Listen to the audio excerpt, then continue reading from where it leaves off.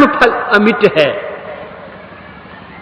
जब भगवान राम और सीता के लिए यह बात कही जाती है कि निज कृत कर्म भोग सुनु भ्राता, तो हम लोग किस खेत की मूली।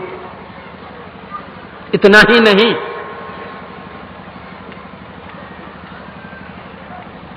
जब मर्यादा पुरुषोत्तम भगवान श्री राम की सुग्रीव से मैत्री हुई, तो भगवान राम ने पूछा कि कहो मित्र,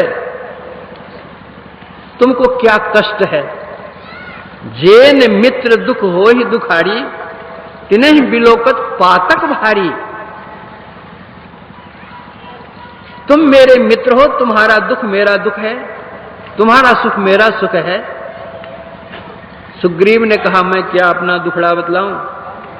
हमारे जो भाई साहब हैं, हमारा राज्यपाट धन दौलत सब तो ले ही लिया है, हमारी पत्नी तक को ले लिया है,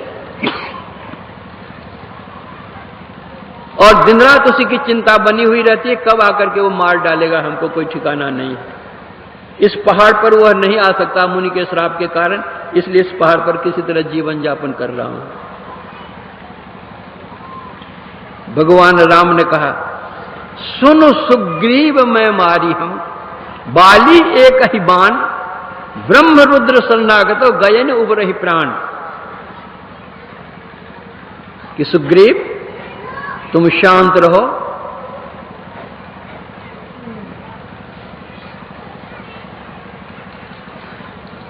सखा सोच त्यागब बल मेरे, सब विधि घटब काज में तोरे।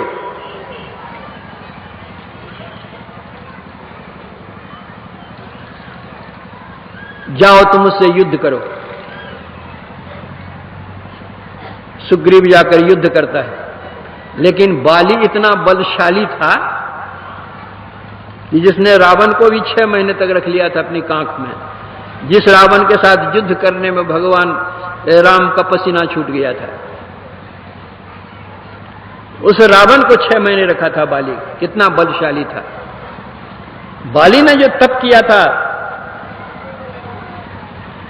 वरदान में उसने लिया था कि जो मेरे सामने युद्ध करने के लिए आवेगा, उसका सारा बल मुझ में आ जाएगा। अगर भगवान श्री राम भी सामने सामने युद्ध करते तो भगवान राम का बल बाली में आ जाता, और बाली तो तप के कारण वो बली था ही। तो भगवान का जब बल आ जाता बाली में, तो और बलशाली बन जाता, भगवान फीके पड़ जाते। इसलिए बिटप ओट देखें रघुराई, आमने सामने युद्ध नहीं करके भगवान युद्ध एक वृक्ष की आड़ लेकर के तीर मारते हैं। वह तीर बाली के शरीर में लगता है और वह धराशायी हो जाता है। भगवान राम जाते हैं बाली के पास,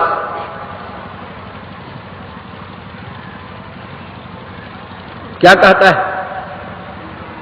धर्म हेतु अवतरे गोसाई, मारे मोह व्याध की नाई।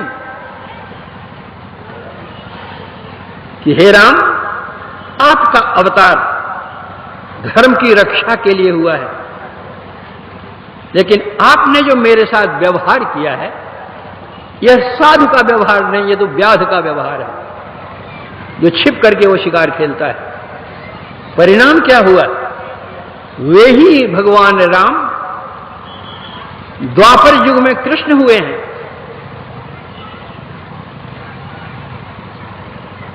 और वही बाली द्वापर युग में वो शिकारी हुआ।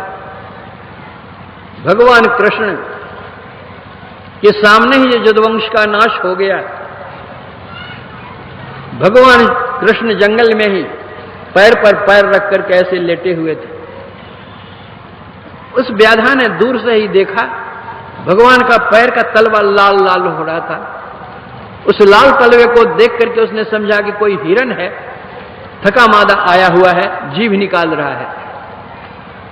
वहीं से वह सरसंधान करता है। वह तीर भगवान के तलवे में लगता है और उसी तीर से भगवान का शरीर भी छूटता है। त्रेता युग में भगवान राम ने जो किया था व्याध का काम, द्वापर युग में भगवान राम उसका बदला देते हैं कि लो, किस युग का किस युग में कर्म का फल साथ देता है और निकलता है और भोगना पड़ता है। जब भगवान के लिए यह बात है तो हम लोगों की बात क्या हो सकती है? इसलिए संत मत बतलाता है कि ध्यान योग करो। ध्यान योग करने से पाप पुण्य दोनों के मंडल से ऊपर उठ जाओगे।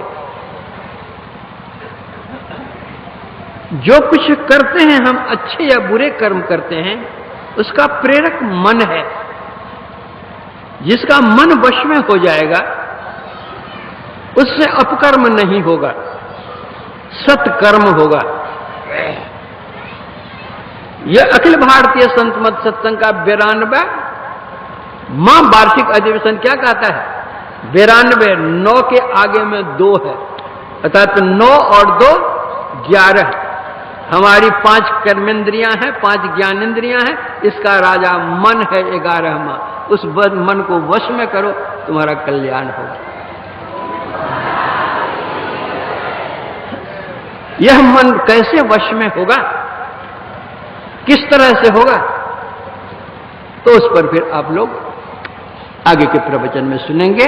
इतना कह करके मैं अपने प्रवचन में विराम देता हूं।